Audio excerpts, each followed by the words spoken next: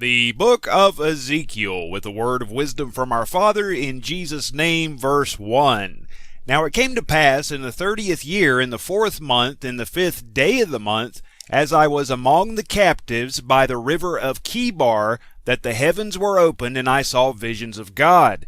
In the 5th day of the month, which was the 5th year of King Jehoiakim's captivity, the word of the Lord came expressly unto Ezekiel the priest, which means God strengthens, is what Ezekiel means, the son of Buzi, in the land of the Chaldeans. This will be Babylon, him being taken in the captivity of Jehoiakim, by the river Chebar, and the hand of the Lord was there upon him.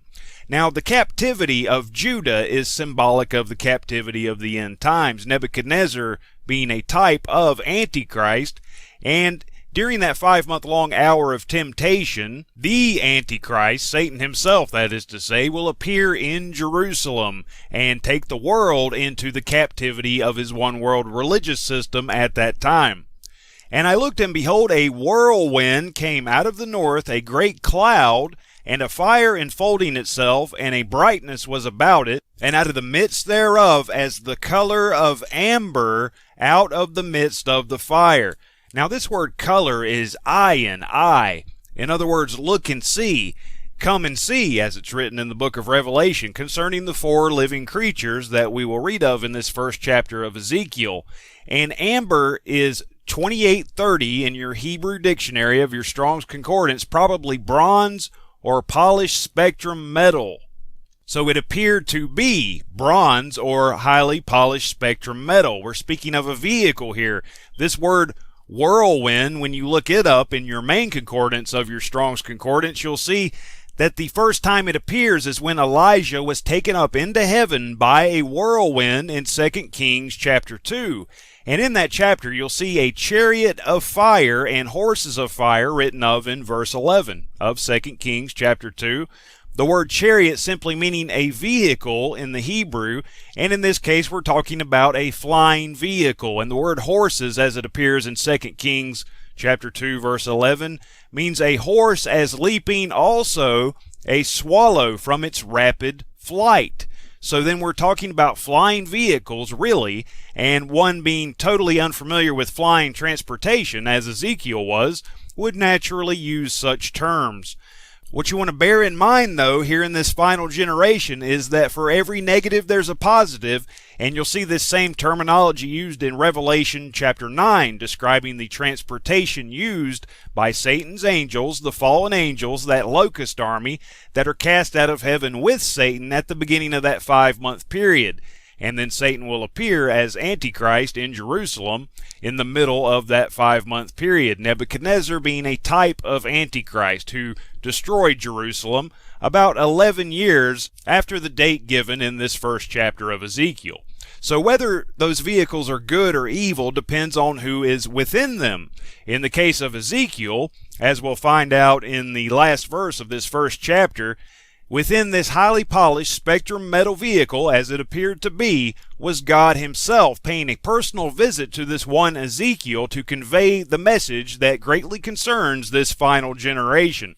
And at the end of this final generation, 5 months before the true Christ returns, Satan and his angels will be cast out of heaven unto the earth, and you can read of the vehicles that they use in Revelation chapter 9. Is it necessary that we see them? No, but they are described, so know this, that the first supernatural entities that appear on earth are the evil ones, not the good ones. Jesus doesn't return with the armies of heaven until after that 5-month period, at the end of it. That's the 7th trumpet. Satan appears as Antichrist at the 6th trumpet. And the woe of the 5th trumpet is when Satan and his angels are cast out of heaven unto the earth. So woe, woe, woe, the 3 woe trumpets written of in Revelation chapter 8 verse 13 are the woe of the 5th trumpet when Satan and his angels are cast out of heaven unto the earth, and that one world political system emerges at that time, receives a deadly wound. And then the woe of the 6th trumpet is when Satan appears in Jerusalem claiming to be Christ, the Antichrist as he's known, which means instead of Christ.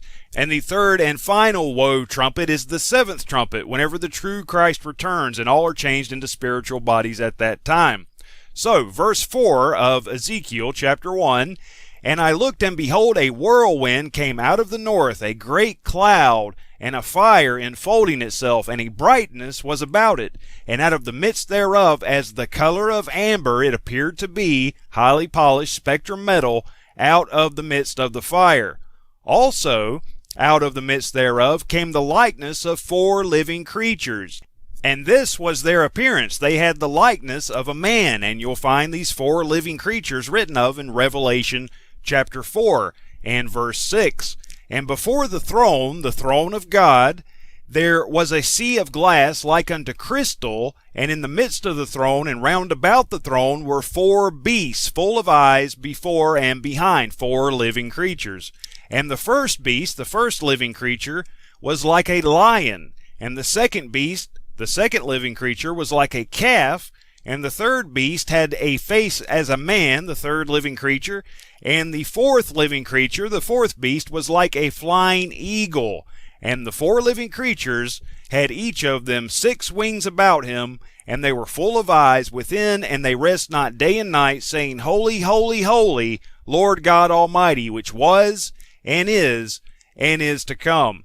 So there you have it in the book of Revelation as well. They're the 4 living creatures that surround God's throne. And the lion is symbolic of Judah.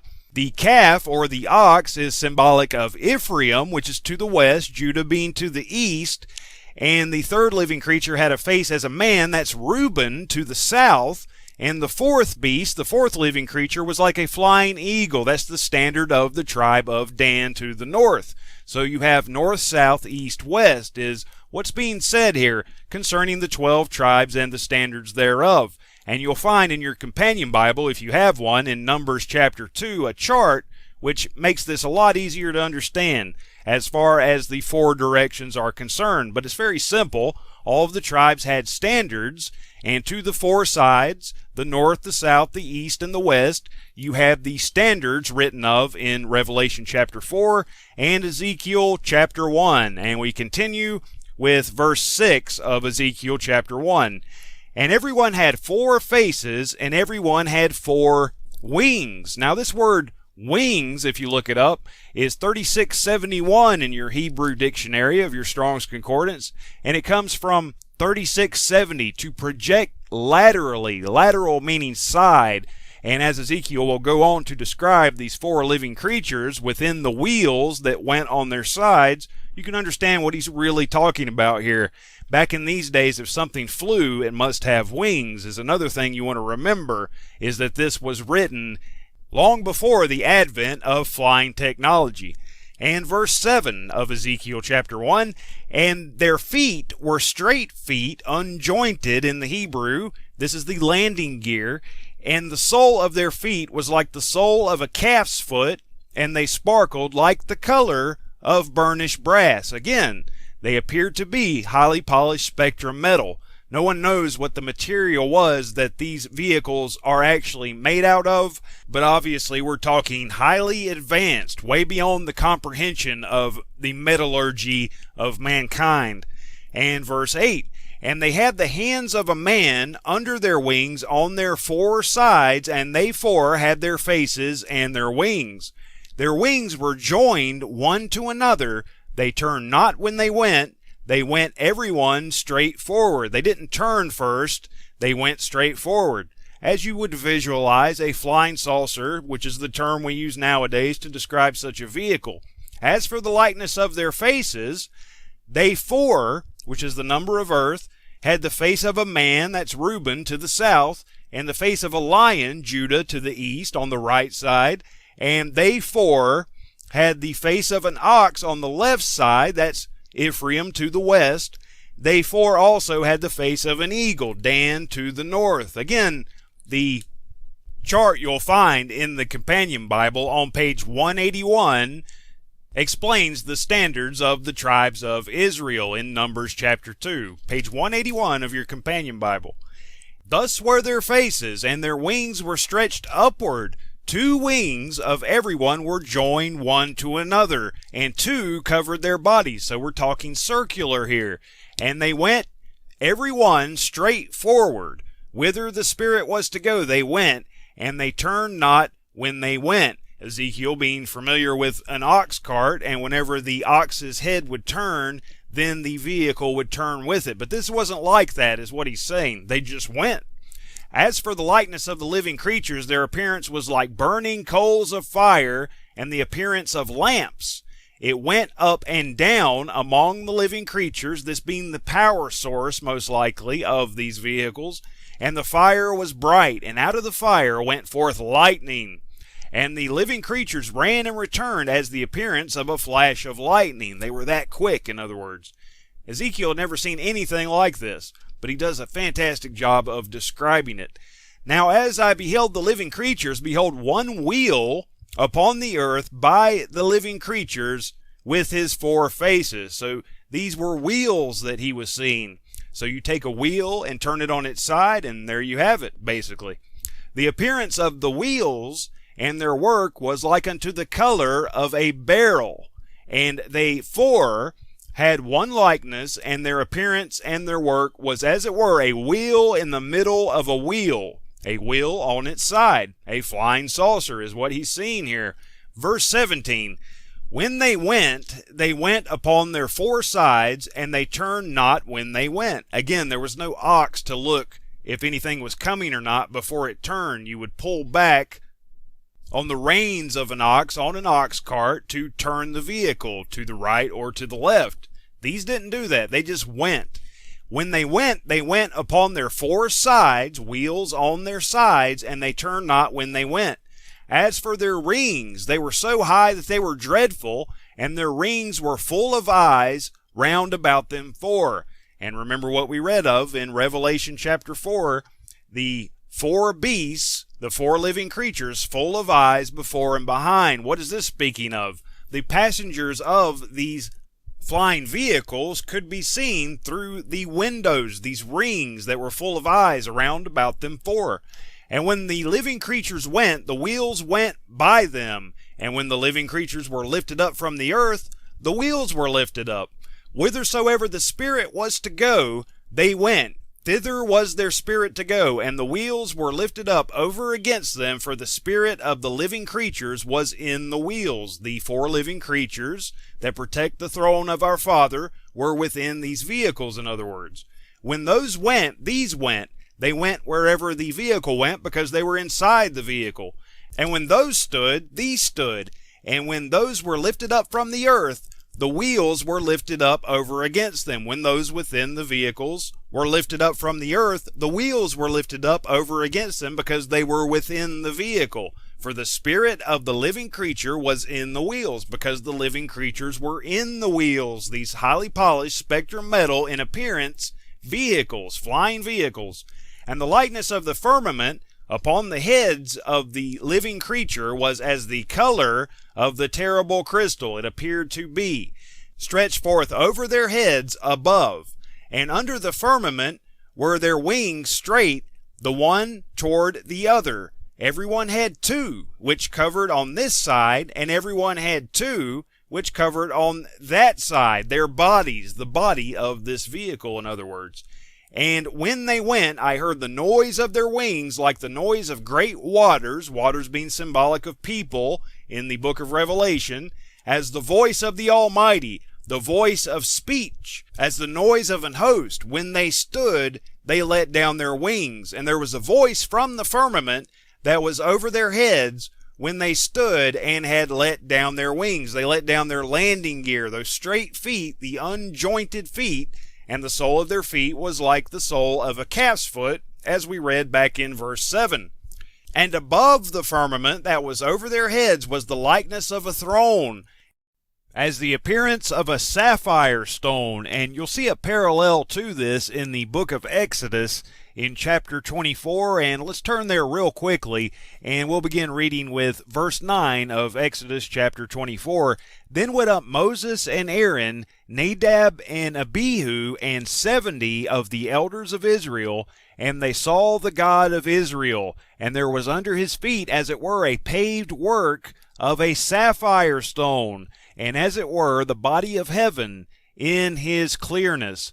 And upon the nobles of the children of Israel he laid not his hand. Also they saw God, and did eat and drink. And the Lord said unto Moses, verse 12, Come up to me into the mount, and be there. And I will give thee tables of stone, and a law, and commandments which I have written, that thou mayest teach them.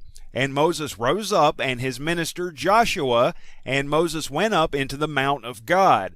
And he said unto the elders, Tarry ye here for us, until we come again unto you. And behold, Aaron and Hur are with you. If any man have any matters to do, let him come unto them. And Moses went up into the mount, and a cloud covered the mount. Remember the cloud that we read of at the beginning of the first chapter of Ezekiel.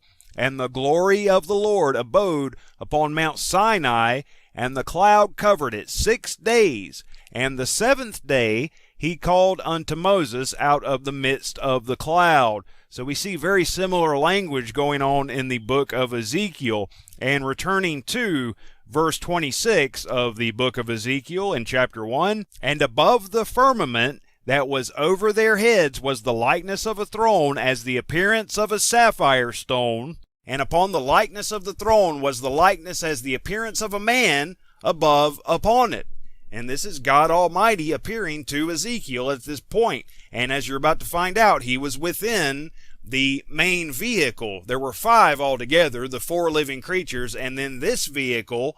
And I saw as the color of amber, it appeared to be highly polished spectrum metal, as the appearance of fire. Our God is a consuming fire, round about within it. So God was within it, delivering this message personally to Ezekiel, which should accentuate the importance of this book to this final generation.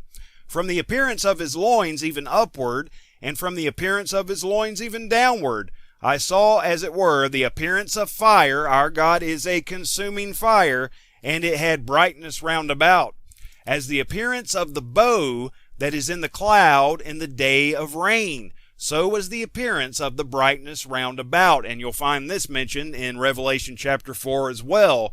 If we go to Revelation chapter 4, and we'll begin with verse 2, And immediately I was in the Spirit, and behold, a throne was set in heaven, and one sat on the throne. Verse 3, And he that sat was to look upon like a jasper and a sardine stone, and there was a rainbow round about the throne, in sight like unto an emerald. And returning to Ezekiel chapter 1 and verse 28, This was the appearance of the likeness of the glory of the Lord, the glory of Yahweh the Father. And when I saw it, I fell upon my face, and I heard a voice of one that spake.